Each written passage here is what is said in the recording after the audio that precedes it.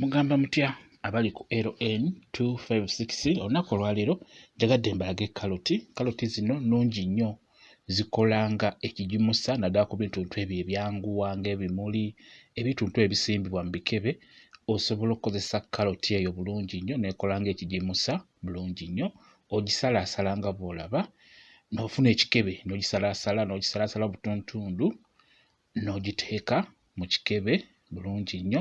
Omala ogiteeka mu kikebe yiwamu amazzi nga bw'olaba, yiwamu amazzi bulungi nnyo egenda kukola ng'ekigimusa ku bimuli ebyo bye mutera okusimba mu bikebe, mu busuwa.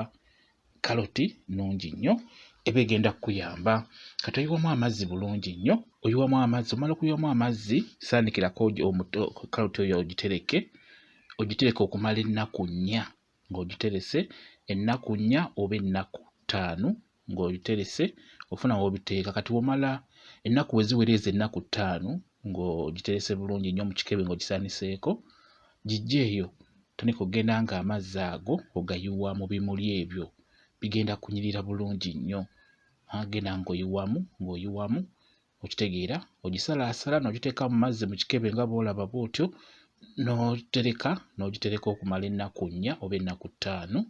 Kati ennaku ezo we ziwera ennaku 5 gijja eyo tandika okugenda ng'oyiwa mu bimuli, yiwamu amazzi ago mu bimuli, bigenda kuba nga binyirira bulungi nnyo. Obeera ebimuli obiwa bigimusa, ebimuli obeera obiwa bigimusa olw'ensonga nti kaloti nnungi nnyo, ogiteeka mu mazzi n'erwamu ebeera ekolanga ekigimusa bulungi nnyo, amazzi gabaamu ekigimusa ago ogayiwa ku bimuli ebyo. Bwe kityo bwe kiri, okitegedde bulungi nnyo. Nakugamba nti ebimuli ebyo byetaaga okulabirira ennyo. Buli ku makya olina obifukirira amazzi n'ekawungeezi, olina obifaako bw'oyagala binyirire olw'ensonga nti bibeera wafunda. Bwe kityo bwe kiri. Mwebale nnyo okubeera ku LN 256 mugende mu maaso n'ogyegattako, kigenda kuba kirungi nnyo. Mubeere bulungi, mweraba.